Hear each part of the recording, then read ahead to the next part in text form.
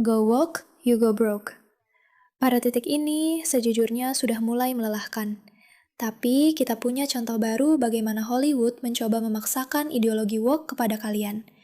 Dan kali ini sepertinya lewat Supergirl. Karena Supergirl yang diperankan oleh Millie Alcock, seorang aktris yang sangat berbakat, boleh saya bilang, sekarang telah memecah pendapat para penggemar setelah mengatakan bahwa superhero bisa kedua arah saat ditanya apakah karakternya queer.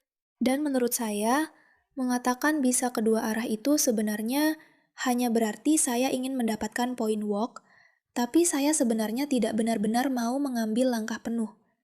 Kalau-kalau kita juga ingin menyenangkan pihak konservatif. Jadi, mari kita bilang saja dia terbuka untuk segalanya. Itu sangat membosankan.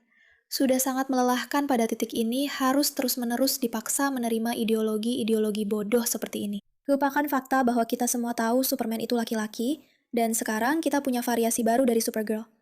Saya mendukung perempuan menjadi kuat, luar biasa. Tapi kenapa? Kenapa kalian harus memaksakan hal yang konyol ini? Millie Alcock, ketika ditanya tentang seksualitas Kara di Supergirl, dia bilang tidak tahu. Menurut saya, yang membuat film ini begitu indah adalah karena ceritanya tidak berpusat pada seorang pria. Ceritanya sama sekali tidak berpusat pada cinta. Saya juga kurang tahu. Mungkin dia bisa kedua arah. Sekarang, aku akan mengingatkan kalian semua tentang hal Rachel Zelker. Kalian semua masih ingat wanita itu? Wanita yang benar-benar menyebalkan, itu yang membuat kita semua merasa risih di Hollywood.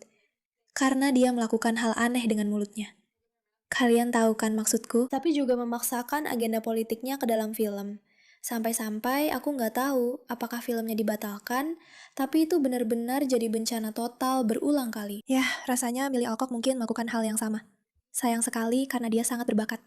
Dia nggak perlu bertingkah seperti itu. Millie perlahan-lahan berubah menjadi Rachel Zegler dan sangat menyedihkan melihatnya. Dan saya harap Millie tidak seperti itu, karena Rachel Zegler benar-benar pertama-tama menghancurkan karir Hollywoodnya dan juga menghancurkan sebuah film besar yang sudah dihabiskan banyak uang untuknya. Sekarang, Dom membuat poin yang sangat bagus di video ini, dan kamu harus menontonnya setelah ini. Tapi intinya, kita semua sudah lelah dengan politik di dalam bioskop. Saya sendiri bahkan tidak mau politik saya masuk ke dalam bioskop. Saya hanya ingin menonton film tentang hal-hal aneh dan melarikan diri dari dunia nyata, kan? Kalau saya mau, Tentu saja. Ya, saya ingin pergi menonton film. Dan entah itu belajar sesuatu yang nyata, mengetahui apa yang sedang terjadi di dunia dan mendapatkan pengetahuan, atau benar-benar mematikan otak saya dari segala kerumitan yang sedang terjadi. Saya tidak ingin pergi hanya untuk hiburan, tapi juga tidak mau secara tidak sadar dididik oleh orang-orang di Hollywood yang sama sekali tidak peduli dengan saya, keluarga saya, atau apapun yang berkaitan dengan kesejahteraan saya. saya tidak ingin bersikap politis tentang sesuatu, biarkan saya melakukannya sendiri. Tentu saja. Saya benci ketika orang-orang harus membawa hal-hal pribadi dalam hidup mereka dan seolah-olah menjejalkannya ke hadapan kita. Sekarang jelas, Rachel Zegler sudah kelewatan. Millie belum sampai di sana, kan? Dia ditanya beberapa pertanyaan, dan saya merasa dia mulai ke arah sana, kan? Dan ketika itu terjadi pada Ziegler, dia sangat narsis dan egois. Saya ingat dia pernah berdebat dengan para produser. Orang-orang PR-nya mungkin sudah pusing sendiri. Dan sepertinya dia bahkan tidak peduli. Itu benar-benar gila.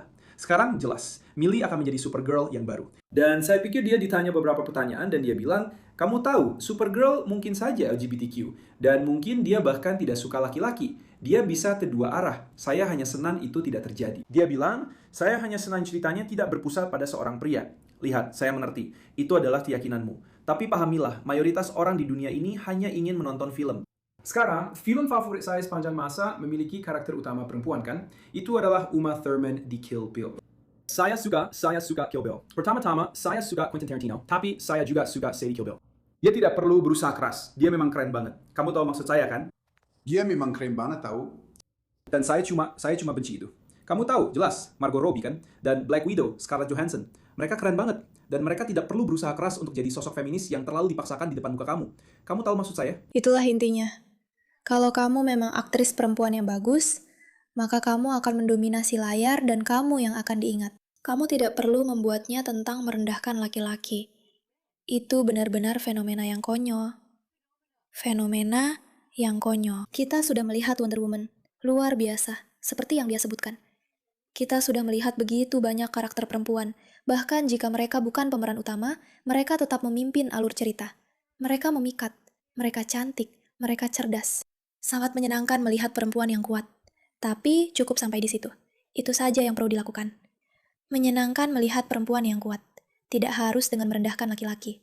Karena tahu tidak, ada juga laki-laki hebat di layar yang juga menyenangkan untuk ditonton. Kedua hal itu tidak harus saling meniadakan. Ini sangat menjengkelkan. Mari kita baca ini.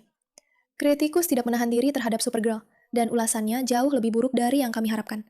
Tentu saja, ketika kamu membuat film tentang agenda politik, orang-orang cepat merasa lelah.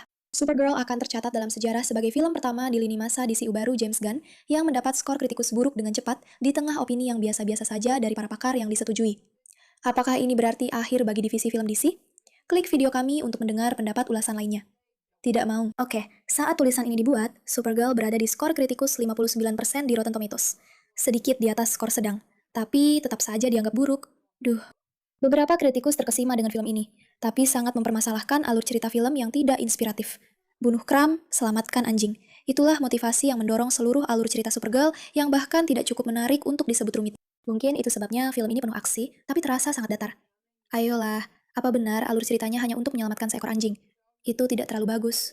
Pada titik ini, ada hal lain yang juga saya permasalahkan. Bukan hanya dengan AI, tapi secara umum dengan banyaknya film yang keluar. Jika kamu masih bertahan dengan sesuatu yang biasa saja dan membosankan, kamu sudah selesai. Saya datang menonton film dengan begitu banyak pengalaman menonton, saya ingin dibuat terkesan.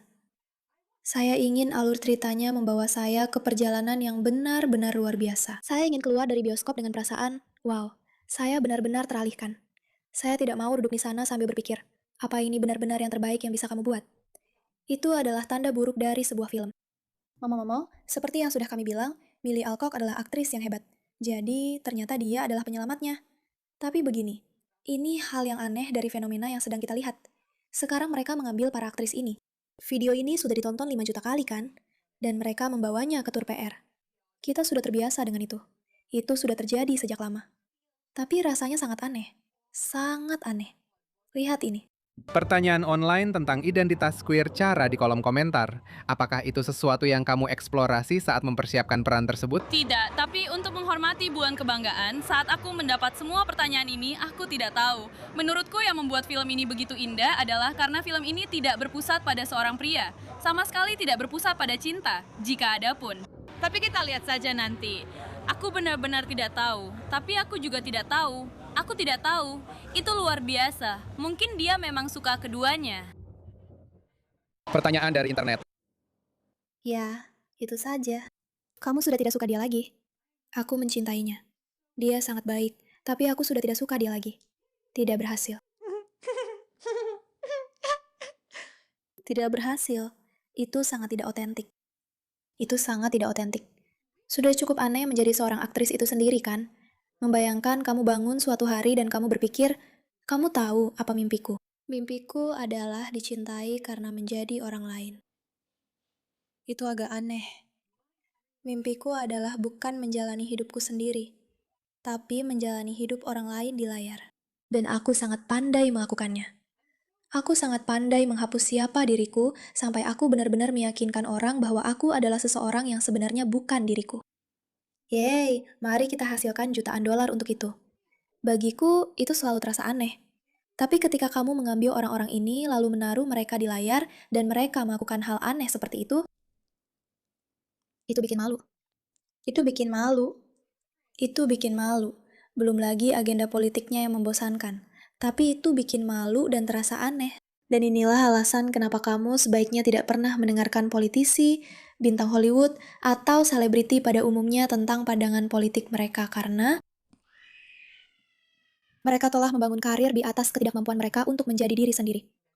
Terima kasih atas perhatian Anda terhadap hal ini.